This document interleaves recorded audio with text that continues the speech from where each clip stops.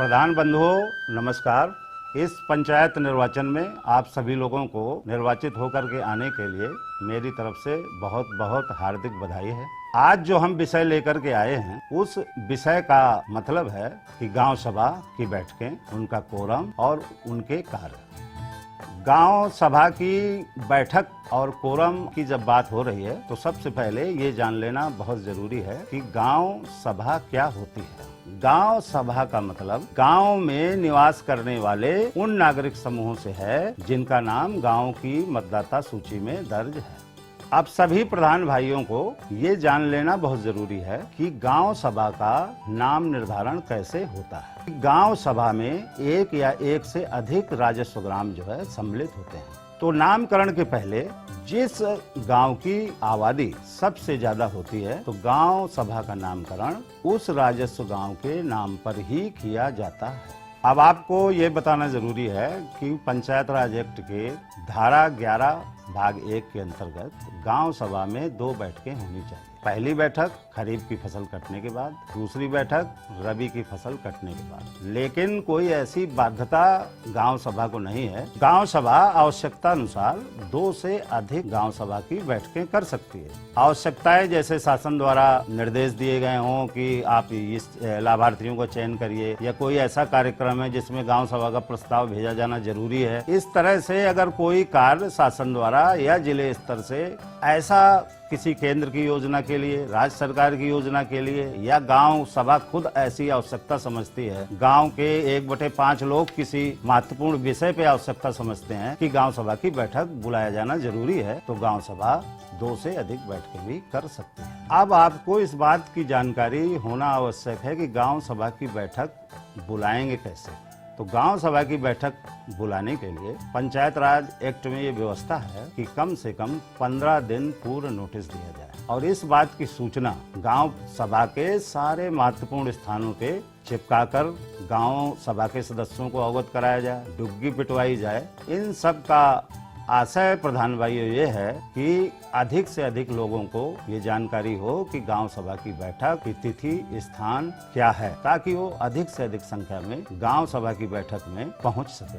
अब सभी लोगों को ये उत्सुकता होगी कि गांव सभा की बैठक बुलाएगा कौन और गांव सभा की बैठक की अध्यक्षता कौन करेगा। तो इस संबंध में है कि गांव सभा की बैठक जो है ग्राम प्रधान जो है बुलाएगा और गांव सभा की बैठकों की अध्यक्षता भी ग्राम प्रधान करेगा। गांव सभा की बैठक में यदि किसी कारण से बैठक बुलाई जा चुकी है और ग्राम प्रधान अनुपस्थित होते हैं तो प्रधान जी को चाहिए कि वो किसी सदस्य को लिखित रूप से पहले ही मनोनीत कर दें कि फला व्यक्ति हमारी अनुपस्थिति में गांव सभा की बैठक की अध्यक्षता करेगा। यदि किसी कारण से ग्राम प्रधान द्वारा ऐसा नहीं हो पाता है तो एडीओ पंचायत किसी भी सदस्य को जो है गांव सभा की बैठक के लिए नामित कर सकते हैं। कभी कभी आपकी गांव सभा में ऐसी भी स्थिति आ सकती है कि प्रधान जी द्वारा भी किसी को मनोनीत नहीं किया गया, एडीओ पंचायत द्वारा भी किसी को मनोनीत नहीं किया गया, तो ऐसे में गांव सभा जो है अपने बीच में से भी किसी सदस्य को अध्यक्ष का मनोनीत कर सकती है और वो उस गांव सभा की बैठक की अध्यक्षता करेगा। जैसे कि मैंने आप सबको बताया कि गांव पंचायत की बैठक किस तिथि, किस दिनांक, किस स्थान पे होगी। निश्चित है कि उस दिन जो है गांव के सभी जो गांव सभा के सदस्य हैं वो लोग उपस्थित होंगे, लेकिन बैठक के प्रारंभ होने से पूर्व एक कोरम की व्यवस्था है। तो ये ग्राम पंचायत सचिव और इन सब का ये कार्य है कि जो वहाँ का कार्रवाई रजिस्टर होता है, उपस्थित पंजिका होती है, उसमें लोगों के हस्ताक्षर कराएं और यदि उस गांव सभा के मतदाता सूची में दर्ज सदस्यों में से 1/5 कम से कम उपस्थित हैं तो गांव सभा का कोरम पूरा हो जाएगा और गांव सभा की बैठक जो है प्रारंभ की जा सकती है। और नहीं तो गांव सभा की बैठक को कोरम के अभाव में स्थगित करना पड़ेगा। और कोरम के अभाव में स्थगित बैठक को जब आप अगली बार जो है गांव सभा की बैठक करेंगे तो उसमें आपको ये देखने की आवश्यकता नहीं है कि कोरम पूरा है कि नहीं, लेकिन हमेशा यह ध्यान रखा जाए कि जो गांव सभा की बैठक कोरम में के अभाव में स्थगित हुई थी उसके एजेंडा, उसमें लिए गए कार्यक्रम में परिवर्तन न किया जाए, क्योंकि ये बैठक उसी बैठक के क्रम में की जा रही। गाँव सभा की बैठक के संबंध में ये भी अवगत कराना है कि कभी कभी गाँव में बोलचाल की भाषा में गांव सभा की बैठक को खुली बैठक भी कहते हैं। लेकिन खुली बैठक शब्द, इस तरह का कोई शब्द पंचायत राज एक्ट में नहीं है, लेकिन व्यवहार में अगर खुली बैठक कहा जाता है तो उसका अर्थ यही है कि गांव सभा की बैठक, और इसमें जो है गांव सभा के सभी मतदाता सूची में दर्ज सदस्य जो है इसके जो है सदस्य होंगे। तो गांव सभा की बैठक प्रारंभ होने में सर्वप्रथम हम गत जो है गांव सभा की बैठक की कार्रवाई को पढ़ करके सुनाया जाएगा, उसकी पुष्टि की जाएगी। इसके अलावा अगर शासन और जिले स्तर या प्रदेश स्तर या किन्हीं विभिन्न योजनाओं के संबंध में जो भी निर्देश दिए गए हैं उनको भी सबको बताया जाएगा।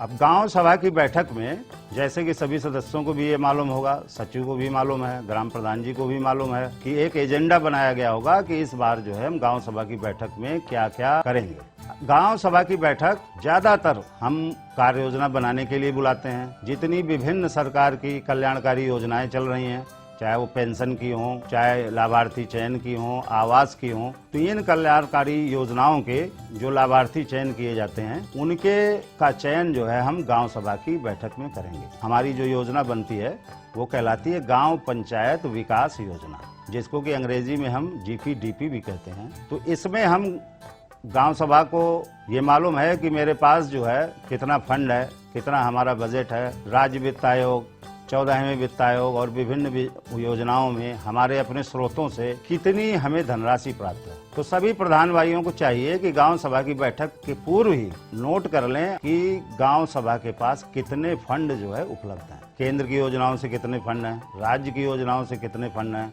गांव पंचायत की अपनी आमदनी कितनी है। गांव सभा के सदस्यों की बैठक करने के पहले भी सभी प्रधान भाइयों को चाहिए कि अपने स्तर से भी ये गांव का सर्वे करा लें, जानकारी प्राप्त कर लें कि कौन से कार्य जो है गांव सभा को प्राथमिकतापूर्ण कराए जाने के लिए आवश्यक हैं। कहाँ हमारी नाली की आवश्यकता है, कहाँ हमारा पंचायत भवन में क्या स्थिति है, स्कूल में हमारे कौन से आवश्यक कार्य हैं, वहाँ का शौचालय है, वहाँ के जो है दरवाजे हैं, टाट पट्टी या कोई ऐसी जो है टाइल्स लगनी है, या स्कूल की आवश्यकताओं के लिए हमें क्या जरूरत है, पंचायत भवन में क्या हमारी आवश्यकता है। तो इन सब व्यवस्थाओं को, गांव की आवश्यकताओं को देखते हुए प्रस्ताव जो है गांव सभा बनाएगी, और जब ये प्रस्ताव पूर्ण रूप बन जाएगा, बजट के अनुसार बन जाएगा, तो इनकी समस्त की जो है सिफारिश गांव पंचायत को करेगी, और जो GPDP गांव सभा द्वारा बनेगी उसको ही ग्राम समाज में लोड किया जाएगा। गांव पंचायत जो है स्वयं ही 2 लाख तक की प्रशासनिक वित्तीय स्वीकृत प्राप्त कर लेगी। 2 से 2.5 लाख के बीच के जो प्रस्ताव होंगे उनमें ADO पंचायत की स्वीकृति होगी। 2.5 लाख से 5 लाख तक के जो प्रस्ताव होंगे गांव सभा के, उनमें जो है स्वीकृति DPRO द्वारा दी जाएगी, और 5 लाख से ऊपर के अगर कोई प्रस्ताव हैं तो वो सभी प्रस्ताव जो है जिलाधिकारी महोदय की प्रशासनिक स्वीकृति के बाद ही उनमें कार्य किया जा सकता है। जन सहभागिता से ये जो है गांव सभा जो है GPDP और विकास के कार्यक्रम बनाएगी, तो निश्चित तौर पर ऐसे प्रस्ताव में गांव पंचायत को भी अमल करने में, एग्जीक्यूट करने में पूरी सहायता मिलेगी, और पंचायत राज का जो उद्देश्य है कि जो है गांव की जो स्थानीय स्वशासन है उसमें जन सहभागिता को बढ़ाया जाए, स्थानीय जो संसाधन है उनका अधिकतम प्रयोग किया जाए, विकास के कार्यक्रमों को स्थानीय आवश्यकताओं के अनुसार संचालित किया जाए। मैं महेंद्र सिंह, उपनिदेशक पंचायत बरेली मंडल, आपसे अनुमति चाहता हूँ। ये हमारी आपका जो है पहला मिलन है, और भविष्य में हम आप मिलते रहेंगे, और आपका हम मार्गदर्शन जहाँ भी आपको आवश्यकता होगी अवश्य करेंगे, और आपके योजनाओं को जो आगे बढ़ाने का आपने संकल्प लिया है उसमें जो है पूरा पंचायती राज विभाग आपके साथ है, आपके साथ कदम से कदम मिलाकर काम करेगा। धन्यवाद।